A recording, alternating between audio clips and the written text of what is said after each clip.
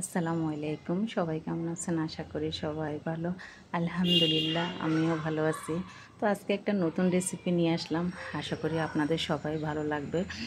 তো না টেনে পুরো ভিডিওটা দেখবেন। মেহমানদের আপ্যায়নে এরকম সুন্দর বেগুন ভাজা দিতে তো খুবই ভালো লাগবে।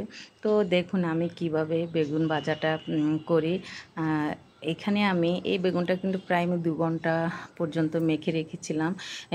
হলুদের গুঁড়া, মরিচের গুঁড়া, মশলার গুঁড়া, একটু গরম মশলা এইগুলো সব কিছু দিয়ে অনেকে আপনারা ২ ঘন্টা লাগবে না, ১০ মিনিট, ৫ মিনিট, ২ মিনিট রাখলে চলে। তো আমি কেন রাখি?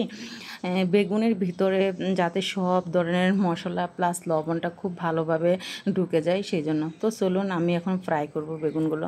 তো আগে থেকে আমি তেলটা গরম করে রেখেছি।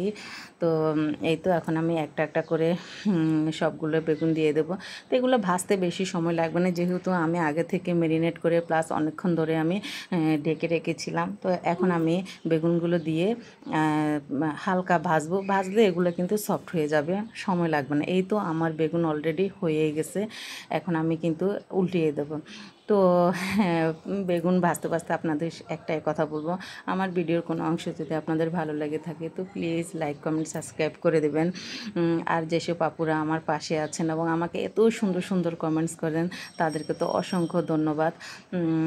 এই তো এখন আমার বেগুন তো হয়ে গেছে, আপনারা দেখলেন। তো এখানে আমি একটু শুকনো মরিচও দেবো, আবার ফ্রোজিং একটু কাঁচা মরিচও দেবো, পেঁয়াজ কুচি দিয়ে দেবো। তো এই বেগুন ভাজার মধ্যে পেঁয়াজ কুচিটা কিন্তু সবচেয়ে বেশি ইম্পর্টেন্ট, একটু বেশি দিলে ভালো লাগে। তো এখন তো পেঁয়াজের অনেক দাম, তো কিছু করার নেই, ভালো কিছু খেতে গেলে একটু তো খরচ আমাদের করতে হবে। তো ফ্রোজিং একটু টমেটোও দিয়ে দিলাম। তো বেশি দিইনি, যেহেতু আমার বেগুনটাও বেশি ছিল না, অল্প একটু। তো অল্প অল্প সব কিছু আমি দিয়েছি। তো এখানে আমি একটু হলুদের গুঁড়া দিয়ে দিয়েছি। তো এখন দিয়ে আমি ভালো করে কষে নেব। তো একটু লবণও দিয়ে দিলাম। তো লবণটা আমি একটু কমই দিয়েছি, আমি পুরো ডিটেলসটাই কিন্তু আপনাদেরকে বলতেছি যাতে আপনাদের বুঝতে সহজ হয়।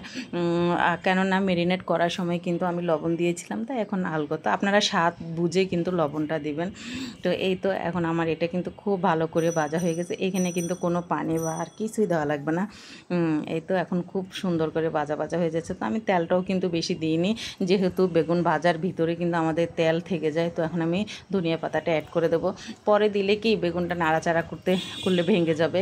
সো এই জন্য আমি আগেই ধনিয়া পাতাটা দিয়ে দিলাম। তো এখন বেগুনগুলো দিয়ে খুব আলতোভাবে আমি উল্টিয়ে দেব, যাতে ভেঙে না যায়। তো বেগুন ভাঙবে না, যেহেতু আমি অত বেশি ফ্রাই করিনি। একটু ফ্রাই করলে কিন্তু বেগুনগুলো নরম হয়ে যায়। তো এই তো আমার বেগুনগুলো কিন্তু হয়ে গেছে। এখন আমি সুন্দর করে উল্টিয়ে দেবো। এই তো মাশাল্লাহ, দেখতে এত ইয়াম্মি লাগতেছে। তো খেতে তো অনেক মজা লাগবে। আশা করি আপনারা একবার হলো এভাবে বেগুন ভাজা চেষ্টা করবেন।